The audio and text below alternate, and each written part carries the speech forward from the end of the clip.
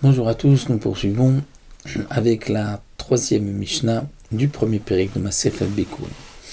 La Mishnah nous enseigne ici El Mevim Bikurim, on ne pourra pas amener les prémices Chutz Mishivat Aminim, à l'exception des 7 espèces, c'est-à-dire, comme explique le Barthénoram, c'est marqué Mireshit Periadama, parmi les premiers fruits, mais pas tous les premiers fruits.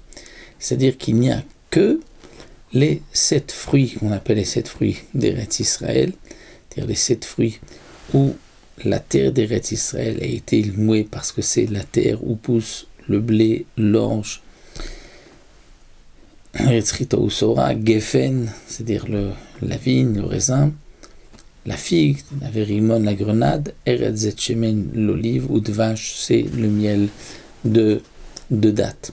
Donc on n'amènera que des 7 espèces, les bikurim. Lorsque quelqu'un voit dans son champ les premiers fruits sortir, comme nous le verrons par la suite, il va attacher un petit fil autour, un petit fil rouge, pour être sûr ensuite que c'est bien ces fruits-là les premiers, et il va ensuite les cueillir et les amener au Beth Amikdash pour les donner au Kohen. La Mishnah continue, donc premièrement on ne pourra pas amener de bikurim si ce n'est pas des 7 espèces, donc on n'amène pas ni des pommes, ni des oranges, etc. L'omit marim shebeharim, même parmi les 7 espèces, il ne faut amener que le meilleur. On ne pourra pas amener des dattes qui se trouvent dans les montagnes, ni miperot shebamakim, ni des fruits qui se trouvent dans les vallées, parce que les fruits ne sont pas bons là-bas. Ni des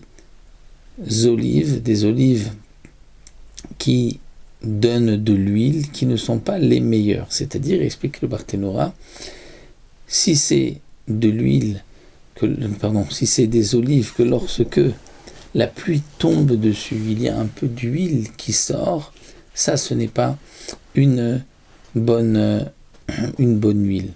Et donc, ce n'est pas une bonne huile, ce ne sont pas une bonne variété d'olives, et il n'y a pas de bikurim à apporter de ces olives-là.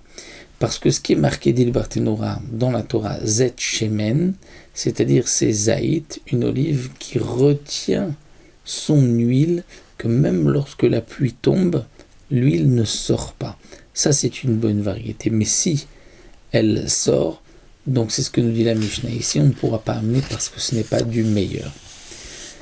Un autre cas, puisque nous avons vu, pour l'instant nous sommes en train d'expliquer ce qui est marqué dans la première Mishnah, voici des cas où on n'amène pas de bikurim.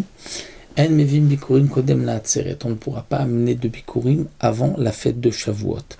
Étant donné qu'à Shavuot, on a porté au Beth Amikdash les 2 pains, qui étaient donc à base de blé, et ces 2 pains sont aussi appelés bikurim.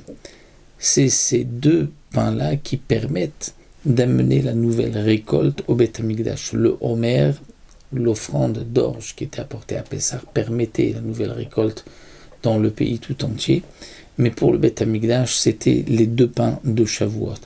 Et donc de même, on ne pourra pas amener de bikurim avant Shavuot, puisque les premiers, ce sont les 2 pains qui sont amenés au Beth Amikdash. Anshe Har Tsevoim.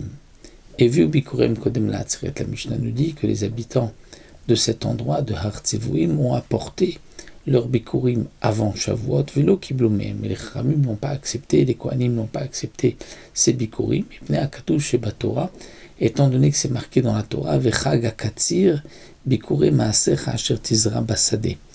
Vechag HaKatzir, c'est-à-dire que Shavuot est la fête de la moisson, Bikurim Maasecha Asher Tizra Basade, où on apporte donc le Shte Alechem, c'est-à-dire les 2 pains qui sont apportés, et seulement ensuite tu pourras amener d'autres choses qui viennent de ton champ. Donc ce passouk vient nous dire Vechag Katzir Bikure Maasecha, c'est-à-dire tu amènes en premier les 2 pains, et ensuite les autres bikurim asher tizra basede, que tu auras semé, que tu auras planté dans ton champ. Donc nous voyons ici qu'avant Shavuot, on ne peut pas amener de bikurim, puisque c'est les 2 pains de Shavuot qui sont les premiers Bikurim amenés au Beth Amikdash. Donc là, nous avons vu ce que la Mishnah nous a expliqué, donc ces 3 premiers Mishnah. Voici les cas où on n'amène pas de Bikurim. Nous verrons dans la 4e Mishnah le cas où on amène les Bikurim, mais on ne lit pas le passage Arami Oved Avi, comme nous l'avons vu déjà dans la première Mishnah.